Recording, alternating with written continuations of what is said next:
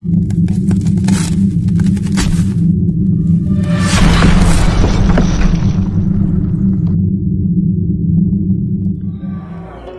अलैकुम। को दर्द दवा वांगे को चाइन सजा वांगे, को दर्द दवा वांगे को चाइन सजा वांगे, हर सोच मुनाफिक जी जूते में बला वांगे। अग जियां अज भी आई उम्मीद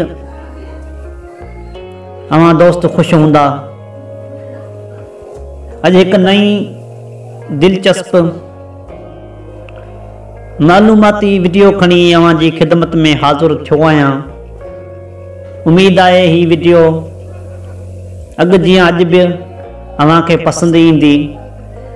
जेकॾहिं वीडियो तव्हां खे सुठी लगे तो वीडियो के लाइक शेयर ऐं चैनल के ज़रूर सब्सक्राइब कंदा ऐं बेल आइकन जे बटन के भी ज़रूर प्रेस कंदा, जीअं त मुंहिंजी ईंदड़ वीडियो जो नोटिफिकेशन अवां खे मौसूल थी सके।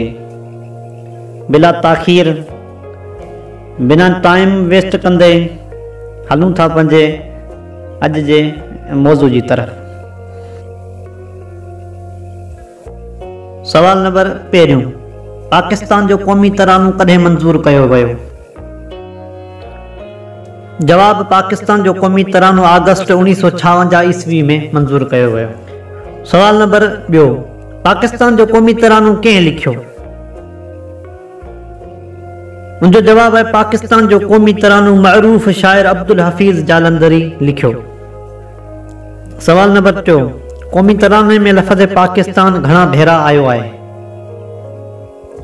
मुंहिंजो जवाब है हिकु भेरो। क़ौमी तराने में लफ़्ज़ पाकिस्तान हिकु भेरो आयो आहे। सवाल नंबर 4, पाकिस्तान जी क़ौमी तराने में सभ खां वधीक लफ़्ज़ कहिड़ी ॿोली जा आहिनि?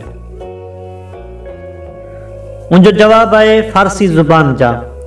पाकिस्तान जे क़ौमी तराने में सभ खां वधीक लफ़्ज़ फारसी ॿोली जा आहिनि।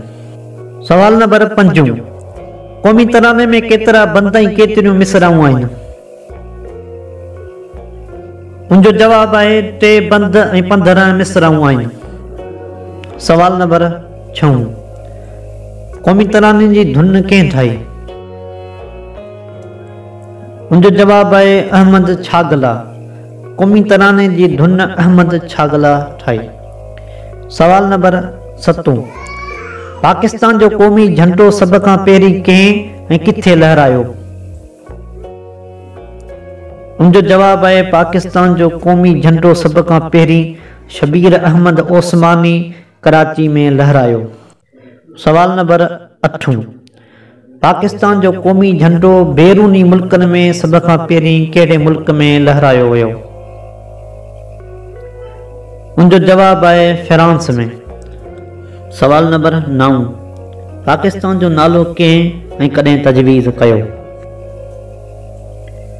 मुंहिंजो जवाब है पाकिस्तान जो नालो चौधरी रहमत अली 1933 ईस्वी में तजवीज़ कयो। सवाल नंबर 10, क़ौमी असेंबली में लॻल तस्वीर क़ाइद आज़म मोहम्मद अली जना जी कहिड़े मुसव्विर जी ठहियल आहे? मुंहिंजो जवाब है नामवर मुसव्विर सईद अख्तर जी ठहियल आहे।